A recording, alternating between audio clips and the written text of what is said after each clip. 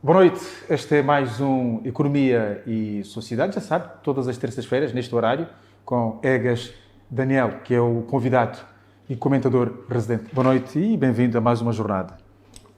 Obrigado, é sempre um prazer enorme estar aqui e desde já cumprimento a todos que estão a nos acompanhar neste momento. Muito obrigado. Hoje, mais 3 temas e, para começar, o que move o dia de hoje, dia 12 de agosto, que é o Dia Internacional da Juventude. Vamos falar então dos desafios da juventude moçambicana, no alcance das oportunidades de emprego e empregabilidade. O maior desafio da juventude tem sido efetivamente a questão do emprego e as outras áreas, como a educação, a habitação. O que dizer delas? Bom, a juventude, primeiro, por constituir a maioria e por isso estará permanecer por muito tempo, significa que para o nosso contexto em Moçambique, para o contexto de Moçambique, o processo de transição demográfica está a levar o seu tempo.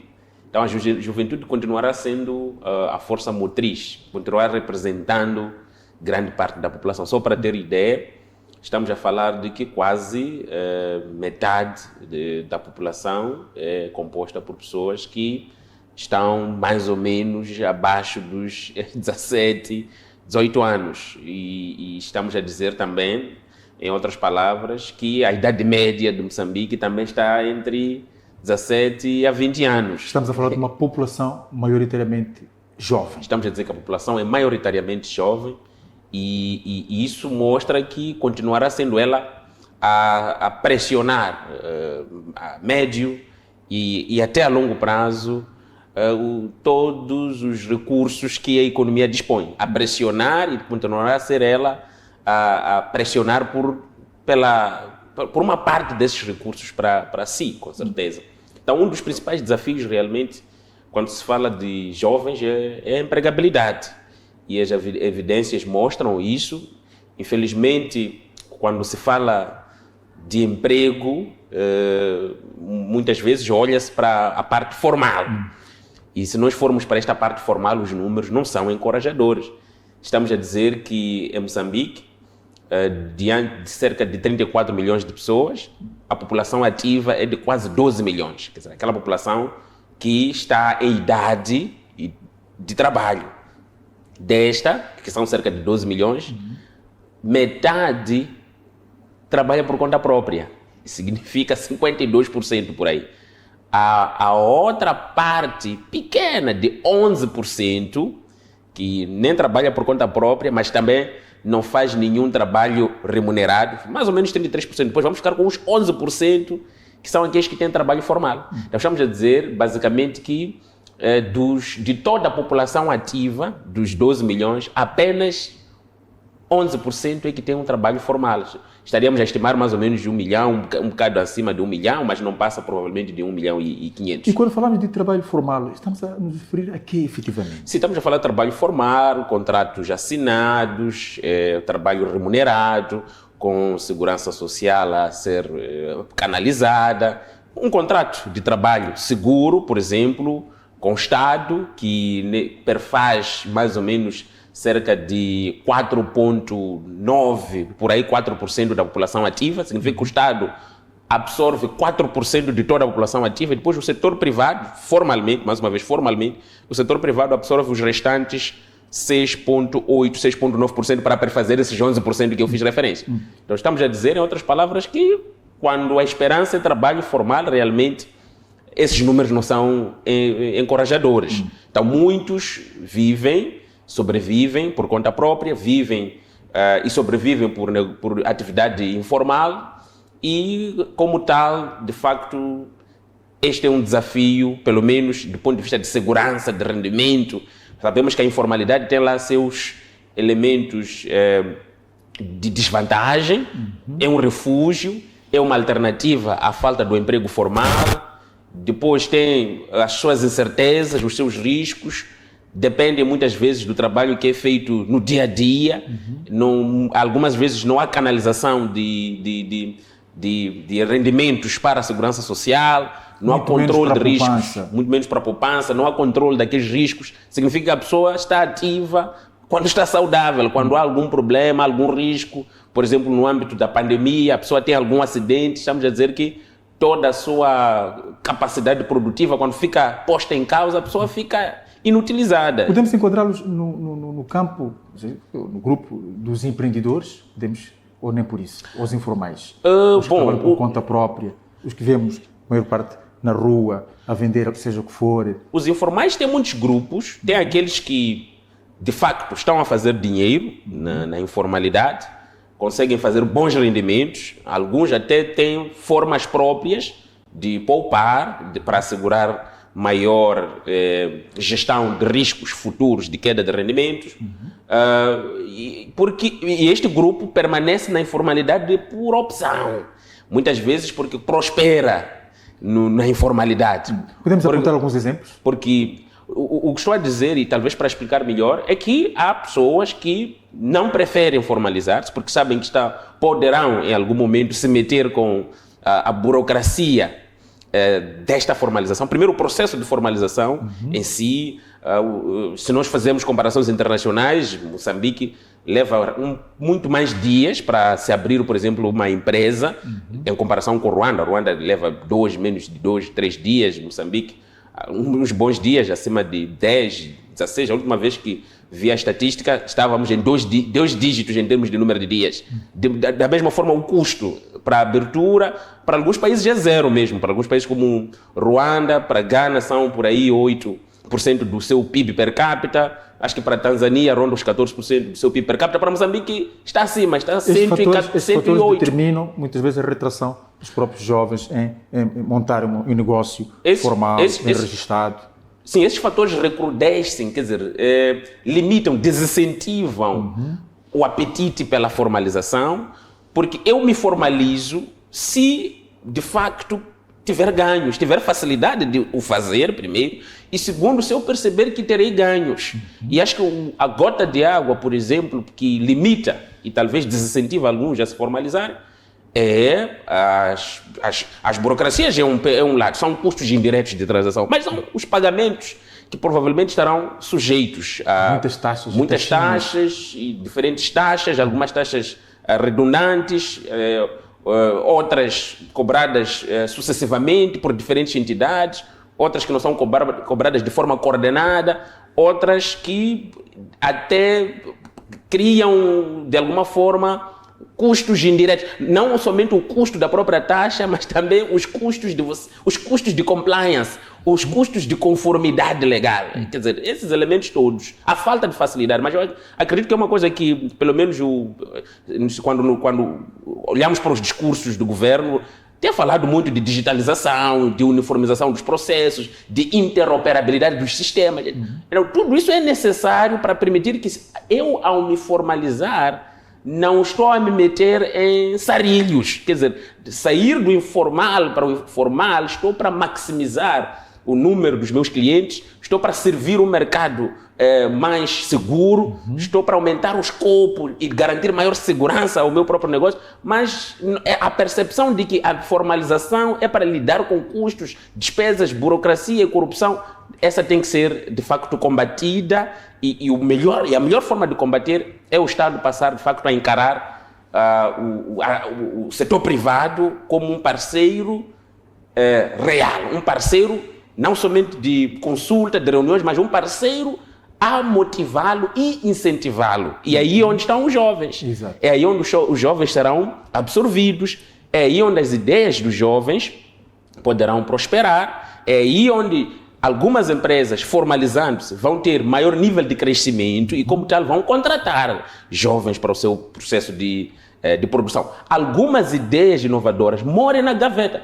E muitas vezes não é porque as pessoas não têm ideias extraordinárias, não é porque os jovens não têm inovações, não têm formas extraordinárias de resolver os problemas da sociedade, mas às vezes eu tenho esta ideia, eu quero colocar em prática, quero colocar no mercado, o que eu tenho que fazer? Começam a te falar das documentações e dos processos e das taxas que você tem que seguir para poderes formalizar o negócio. Então, praticamente uma ideia boa morre por causa, de facto, do ambiente relativamente quer dizer, que cria alguma dificuldade para o efeito. Neste 12 de agosto, em que comemoramos o Dia Internacional da Juventude, veio a calhar com o lançamento recentemente do FIDEL, que é o Fundo de Desenvolvimento Económico Local, onde os jovens e as mulheres, regiões mais recônditas, são prioridade. Quero acreditar que é um bom momento este para se refletir em torno daquilo que poderá vir a ser a implementação desta iniciativa governamental. Bom, eu acho que a iniciativa já traz alguns elementos de dinamização da economia local e também de incentivo à juventude. Por exemplo, o fato de se determinar que 60% vai para os jovens já é um bom pressuposto, um bom indicador. Pois 40% para mulheres já é uma forma de segmentar, quer dizer, uma forma de mostrar que um dos grupos-alvos preferenciais desta iniciativa são os jovens. Mas agora é preciso que tais jovens estejam informados de que são um dos grupos-alvos preferenciais para estes valores. 2, tem que se capacitar esses jovens, principalmente a nível local, para que tenham, de facto, garantias de operar o negócio, rentabilizá-lo, ter retornos e até ressarcir o capital para que ele possa servir a outros jovens. E também tem que se facilitar o ambiente de negócios para que os negócios que vão ser criados, as ideias inovadoras que vão ser financiadas, possam encontrar um ambiente competitivo que resulte em lucratividade dos negócios desses tais jovens. Porque, do contrário, apesar de que a taxa a ser cobrada é muito baixa em relação à taxa de mercado, estamos a falar de 5%. Taxa de juros. Taxa de juros significa não é qualquer esquina, não é qualquer local, não é qualquer banco. Aliás, nenhum banco cobra 5% para te ceder capital para investir. Então é uma coisa extraordinária, de facto. Então significa, mesmo com a taxa de juros relativamente baixa, enquanto ser difícil operar, enquanto o ambiente de negócios a nível local ou a nível central, enquanto existirem esses apertos, essas dificuldades, por exemplo, de eu produzir escoar,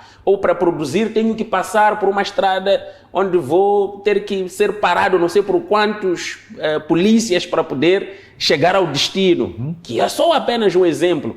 Eu tenho que me submeter, por exemplo, a processos de corrupção até forçada. Quer dizer, às vezes, nem se busca saber se a sua documentação é completa. É como se, em alguns casos, a única alternativa que tu tens é, de facto, tirar algum valor a mais para que o seu processo possa correr. Quer dizer, o problema já é enraizado na nossa sociedade.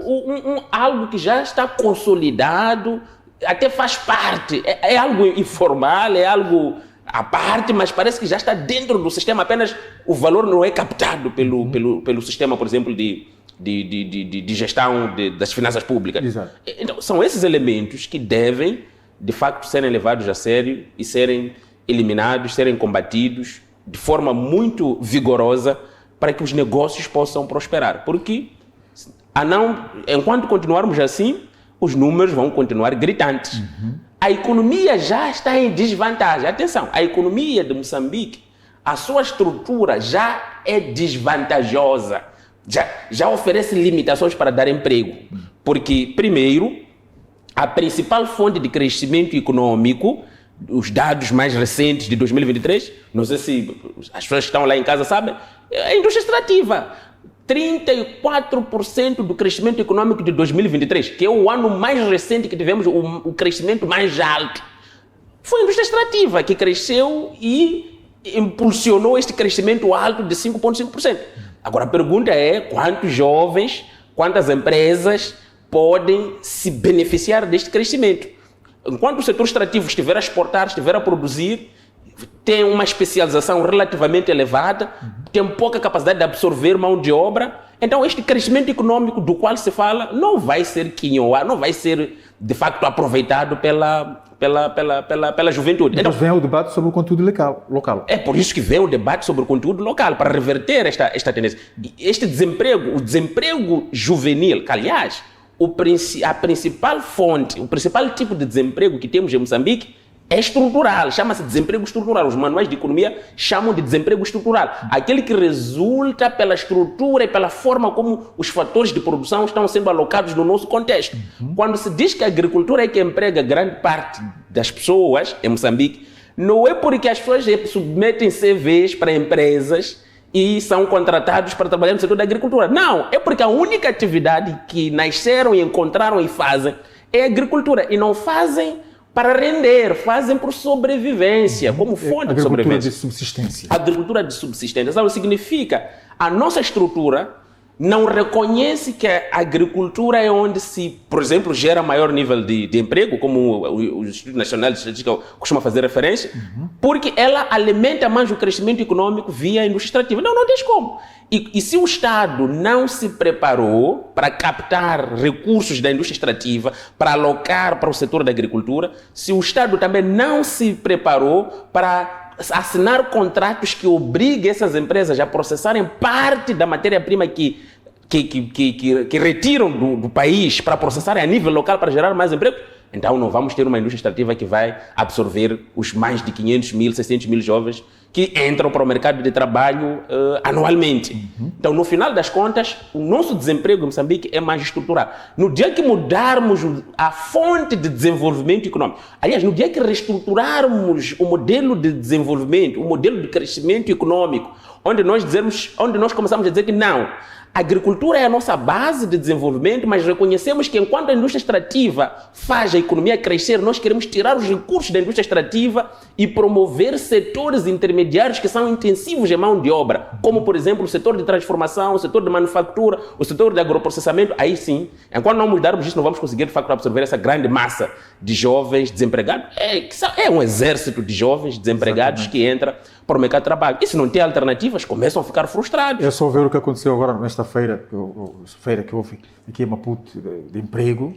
As pessoas foram para lá todas expectantes que encontrariam oportunidades efetivamente de emprego, levavam os seus CVs, a informação não era essa efetivamente. Exatamente. Talvez para fazer referência que a feira de emprego encontra também outro tipo de desemprego adicional. Primeiro, já temos desemprego estrutural, fruto de uma estrutura enviesada para setores que não conseguem absorver mão de obra.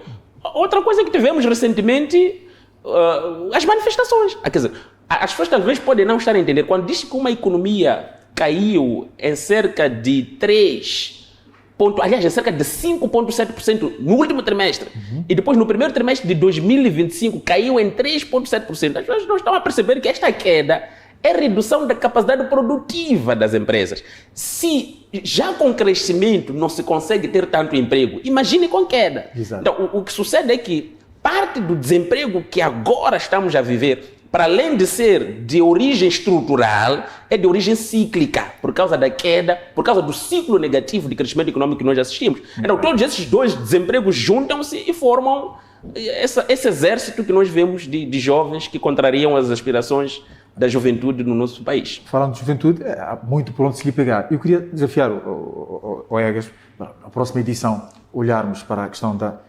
habitação para jovem. Vamos avançar para outros temas, mas voltaremos a eles assim que regressarmos do intervalo. Até já, mantenha-se desse lado.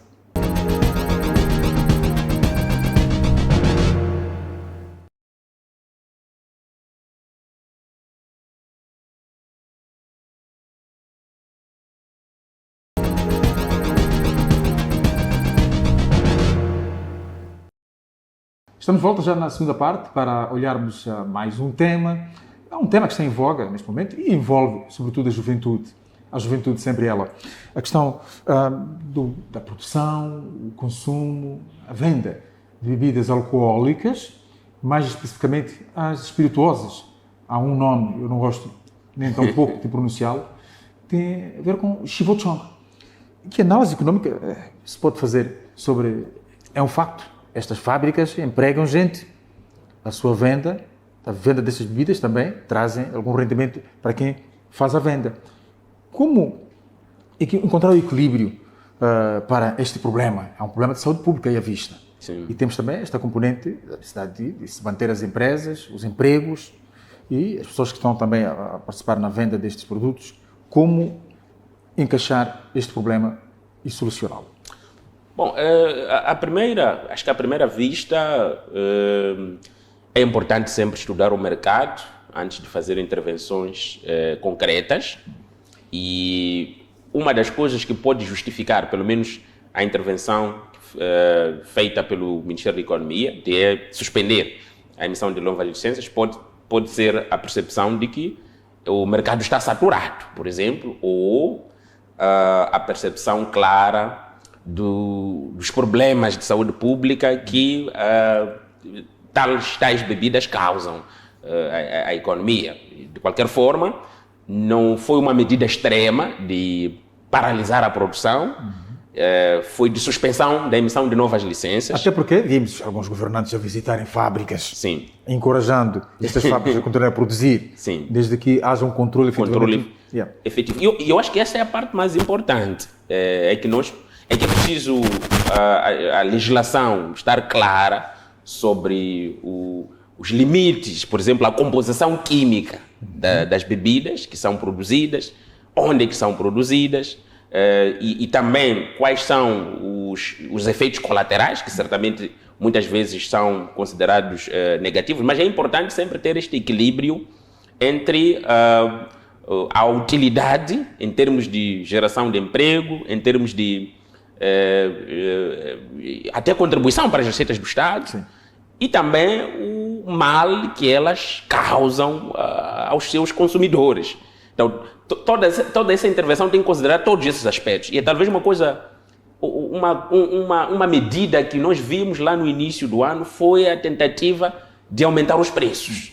E eu já dizia na altura que, em função de uma coisa que na economia chamamos de elasticidade de preço da procura, em função do nível de vício que os consumidores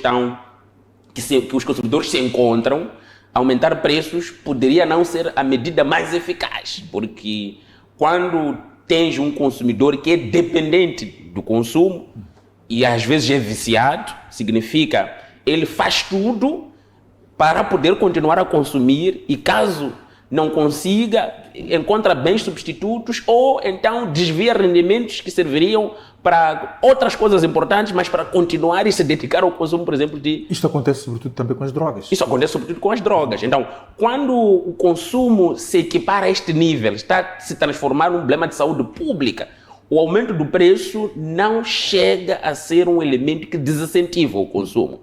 Agora, mais do que suspensão, mais do que talvez paralisação, e é importante, aliás, nós olhamos para a suspensão como uma medida equilibrada, é olhar para os elementos que geram a procura.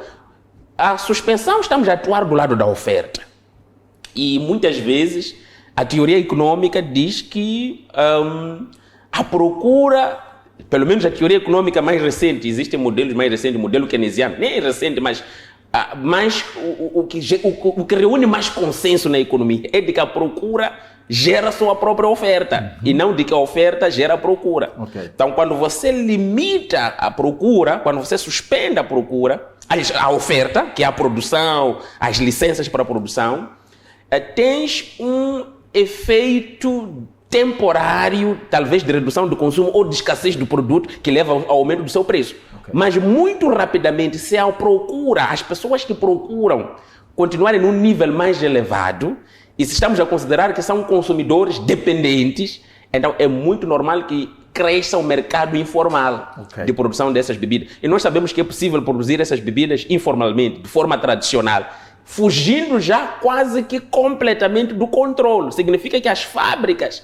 estas formalizadas que existem, que o Estado até pode fiscalizar para ver o nível de teor alcoólico, a composição química do algo que é produzido e limitar e estabelecer barreiras regulamentares para poder controlar a produção.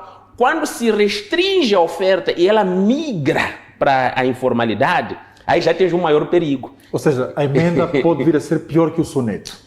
Exato, se não for acompanhado por medidas complementares. E mais uma vez é muito importante estudar o mercado. É muito importante estudar as causas, é muito importante estudar o que leva as pessoas a aumentarem o consumo dessas bebidas. E talvez vou trazer dados econômicos, não tenho como me apoiar em outras teorias. O IOF, por exemplo, de 2014, mostrava que cerca de 45% da população vivia abaixo da linha da pobreza. O IOF 2020 vem mostrar que esta percentagem aumentou para cerca de 62%. Então, tens dois elementos que andam juntos, né? Praticamente, principalmente para os jovens. Primeiro é que tens muita juventude, que provavelmente aumentou nos últimos 10 anos, que não encontra absorção no mercado de trabalho. Falamos muito bem isso no primeiro tema, aprofundamos relativamente este assunto no primeiro tema, e que não tem alternativas sobre o que fazer, não tem alternativas para ocupar o seu tempo, e certamente que é muito mais provável que essa juventude, sem ocupação, sem trabalho, sem ser absorvido no mercado, se encontre, por exemplo, num consumo dependente, até pela frustração por estar nesta situação, num consumo dependente dessas bebidas mais secas. Ou seja, o Estado aqui está com um problema sério. E depois temos... Controlar Sim. a juventude, as Sim. emoções da juventude. Sim. E controlar também a questão do próprio consumo, Do próprio... produção dessas bebidas. Sim, que são os dois lados da Em que equação. é que ficamos? Agora, eu acho que tem mais outro elemento que é do lado da procura, cuja resolução é de longo prazo. É que à medida que as pessoas vão aumentando em termos de níveis de pobreza, quando se diz que de 45% aumentou para 62%, estamos a dizer que algumas pessoas ficaram mais pobres, ou algumas pessoas caíram para baixo da linha da pobreza. Em termos estatísticos, mais ou menos os níveis de consumo de cerveja estão entre a população com maiores níveis de rendimento. É por isso que, se você vê as estatísticas, estão relativamente na população urbana.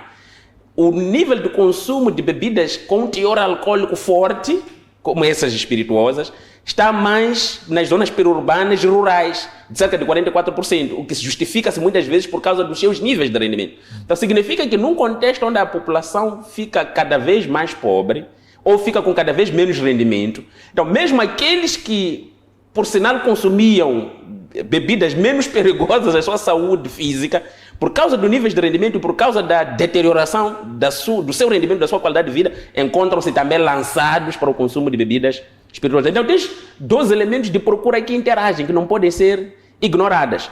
O que justifica aqui, mais uma vez, aquilo que fazia referência, sim, agimos do lado da oferta, mas não podemos esquecer dos elementos que justificam, reproduzem e aumentam a procura, porque depois vai se gerar este mercado informal. O que é que pode? Quais são as causas? Quais são os elementos que podem equilibrar esta equação? É de facto aquilo que estávamos a falar no primeiro tema. O que é que os jovens fazem? Qual é o nível de ocupação dos jovens? Em que área os jovens são formados? Quais são as suas competências técnicas? Quais são a sua qualidade? Aliás, qual é o alinhamento da sua formação e com as potencialidades econômicas existentes? Em que medida as áreas em que as pessoas estão sendo formadas hoje estão alinhadas com as potencialidades que a economia tem e com aquilo que as empresas procuram para que, de facto, diminuamos o nível de frustração e o nível de ociosidade que existe no jovem, que vai justificar o aumento da procura por estas bebidas, por um lado, mas, por outro lado, a deterioração de rendimento, que, por sua vez, faz com que algumas pessoas prefiram, pela sua situação financeira, consumir essas bebidas. Eu acredito que alguns que estão viciados hoje, não é porque preferencialmente optaram por este tipo de bebida, mas simplesmente são empurrados porque não têm rendimentos que lhes permitam adquirir algo melhor. Mas é estranho. Quanto menos dinheiro você tiver, vai também consumir algo. É um pouco estranho. É um paradoxo. Bom, eu acho que o outro elemento que, por mim, pode justificar uma ação mais enérgica por parte do Estado é que os impostos, primeiro, os empregos que são gerados por estas empresas de produção de bebidas espirituosas, segundo, os impostos que são cobrados pelo Estado fazem parte da componente positiva disso tudo. Até está tudo bem. O que sucede é, quando tens um nível de consumo elevado que deteriora a capacidade física, a capacidade mental, a capacidade até de ter jovens ativos a produzirem para a economia, você tem um custo que vai colher no longo prazo. significa que aquele jovem que devia estar a ser formado agora, aquele jovem que deveria estar a estagiar e a ganhar experiência para o mercado de trabalho, aquele jovem que devia estar a estudar ou a ter alguma competência técnica concreta, quando está no consumo, embora ele esteja a criar empregos para as pessoas que trabalham nessas empresas, mas está já a inutilizar uma parte de jovens para daqui a 5, 10 anos. Exato. A questão da saúde pública. Antes de entrar até na saúde, a questão própria do jovem ter a capacidade de desenvolver o seu potencial e se tornar um ativo para a economia reduzida. Isto parte até nas escolas, ainda no ensino médio, no ensino básico, porque temos situações de alunos dos ensinos primários, vamos assim dizer, até secundários, por aí adiante, que consomem estas bebidas. Paredes meias com as escolas. Vendidas paredes meias com as escolas. Falar de barracas próximas das propriedades das escolas. Já vimos relatos inúmeros destas situações. Sim. Ou seja, o problema começa muito cedo. Começa muito cedo. E se é para estragar o futuro de um país, praticamente você estraga essa parte jovem. E veja que isso se agrava também ao fato de que os nossos níveis de malnutrição são relativamente elevados. A parte que determina a capacidade de desenvolvimento cognitivo do indivíduo está entre os 0 aos 5 anos, em função do que a pessoa consome. Então, os níveis de nutrição nesta idade são determinantes para a pessoa tornar-se competitiva no mercado de trabalho, para o desenvolvimento cognitivo daqui a uns 18 anos, lá à frente, no mercado de trabalho. A diferença de capacidade cognitiva chega a ser assustadora entre países como os nossos, que a criança é condenada no nascimento, dos 0 aos 5 anos. Agora, imagina uma criança que dos 0 aos 5 anos teve problemas de desnutrição crônica e depois, com alguma sorte, entra na escola e depois se mete com consumo muito prematura de bebidas espirituosas. Então, estamos a dizer que é um ativo completamente inutilizado para a economia, que por alguma sorte lá à frente pode regenerar. Mas, de facto, a economia, daqui a alguns anos, se não agora, vai se ressentir pela falta de controle desses elementos que têm efeitos de longo prazo. Pela falta de controle, por exemplo, pela falta de nutrição adequada às crianças, pela falta de controle nas escolas sobre o consumo destas bebidas. Ou seja, a produção, o nível de produção, a produtividade das nossas empresas, dos serviços, poderá baixar drasticamente dentro de alguns anos, muito por culpa do que tem estado a ser consumido pelos adolescentes e jovens. Sim, neste momento. definitivamente. Estamos a dizer que são efeitos de longo prazo que o país pode pagar em termos de produtividade econômica. Porque até podemos dizer que não há oportunidades de trabalho, não há empregos, mas talvez não estamos ainda a analisar esse jovem que não estamos a dizer que não tem oportunidades, não tem trabalho e não tem emprego. Então precisamos, de facto, mexer o lado tanto da oferta, como está sendo feito agora, e mexer também o lado da procura, que é tentar estancar as causas. E isso também passa por um processo de você tornar, mais uma vez, a economia com uma estrutura que absorva grande parte dos jovens. Passa também por um processo de você controlar mais, ter uma educação de maior qualidade, onde não há espaço para que o jovem vai sendo discipulado a ser um consumidor potencial deste tipo de bebidas.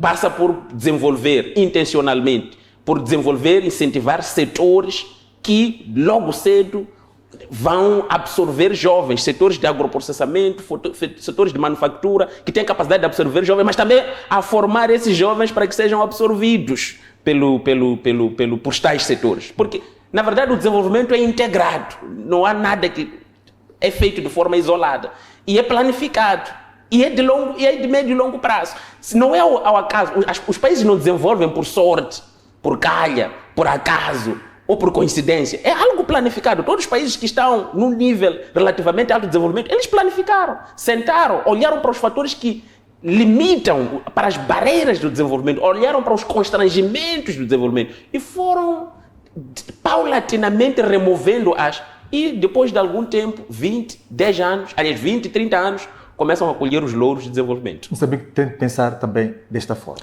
Eu acho que Moçambique tem de pensar desta forma. Já existem condimentos para o efeito. Tem uma estratégia nacional de desenvolvimento, que neste momento ela alimenta a planificação estratégica do plano quinquenal do governo, alimenta também a planificação operacional. Provavelmente, os elementos que podem ser fortalecidos é construir-se uma visão comum. Porque uma coisa é estratégia, e a estratégia ela contempla muitos elementos. A estratégia tem muitas prioridades, a estratégia tem muitos caminhos. Ela mostra estes caminhos, mas qual é o melhor caminho que nós temos que seguir e qual é a visão que alimenta este caminho? Eu acho que é algo importante que os gestores sêniores do governo devem sentar e dizer que, olha, temos estratégia, há muitos caminhos para chegar a Roma, e que Roma nós queremos chegar? Qual é a visão concreta? Que setor nós queremos incentivar? Queremos usar o gás. O gás é o centro do nosso desenvolvimento. Como é que nós podemos tornar o gás natural como o nosso setor primordial para o desenvolvimento? Ok, ou o setor de turismo, ou o setor da agricultura, ou o setor da indústria, ou o setor da energia. Quer dizer, temos que hierarquizar a relevância dos setores, tendo em conta o contexto, tendo em conta o tipo de pessoas que nós temos, tendo em conta as potencialidades, e tudo isso ser articulado com as áreas de formação que os jovens estão a ser hoje formados, ser articulado com as parcerias que estão sendo estabelecidas com o resto do mundo, ser alinhado com o dinheiro que vamos recebendo, por exemplo, das doações, ser alinhado com os programas que nós vamos implementando com o Banco Mundial, com o FMI. Significa que depois de você ter uma visão clara e ter um caminho, és capaz até de rejeitar dinheiro que não está alinhado àquele caminho.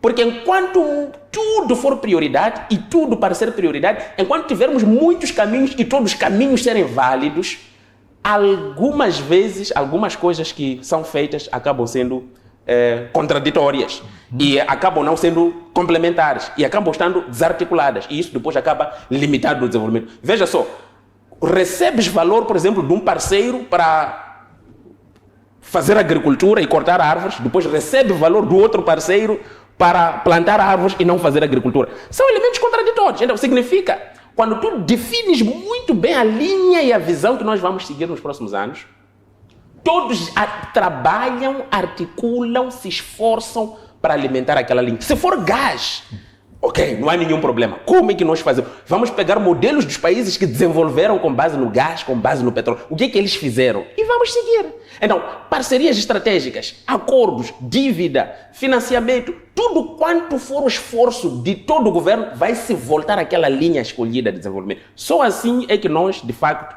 daqui a algum tempo podemos começar a falar de outros problemas e não necessariamente de problemas básicos como pobreza e desenvolvimento. Pobreza e desenvolvimento causados também pelo consumo de álcool.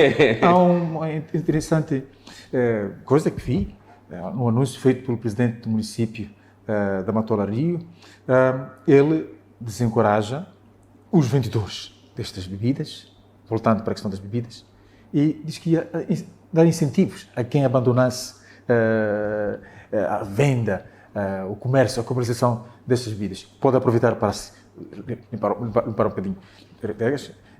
Vejo o exercício que tem estado a fazer, de facto. Dizia o presidente do município da Matola Rio que iria dar incentivos a todos aqueles que, estando a comercializar essas bebidas, decidissem por outro caminho, que é parar de vender o chivochongo nas ruas, nas artérias do município da Matola Rio. É mesmo para terminarmos. Bom, eu acho que este é o equilíbrio que deve ser buscado. É um setor que emprega? Sim. É um setor que contribui? Sim. É um setor que paga impostos? Sim. Qual é o problema? É que está a gerar externalidades negativas. Os custos para a economia são provavelmente mais altos que os benefícios. Tanto na perspectiva que já falamos, sim, tanto na perspectiva de que é o Estado que paga e custeia, quando o consegue, as doenças causadas pelo consumo excessivo. Significa que o imposto que recolhe dessas bebidas acaba talvez nem compensando os custos de tratamento das pessoas que depois vão se apresentando por causa dos efeitos nocivos na sua saúde. Então significa, é um equilíbrio reconhecendo a importância econômica e de geração de emprego. De facto, dar alternativa, e se for possível dar alternativa, seria o caminho mais equilibrado para, ao mesmo tempo, resolver o problema do efeito colateral negativo e também diminuir o custo em termos de desemprego que tal pode gerar para as fábricas e as pessoas que estão neste setor. Muito obrigado, Egas Daniel, é o nosso comentador residente, economista, aqui deste espaço Economia e Sociedade. Tínhamos preparado 3 temas, mas hoje não foi possível trazer os 3 temas, mas trouxemos 2 importantíssimos. Um tem a ver alinhado com o dia 12 de agosto, que é o Dia Internacional da Juventude. Falamos da questão da empregabilidade do jovem moçambicano.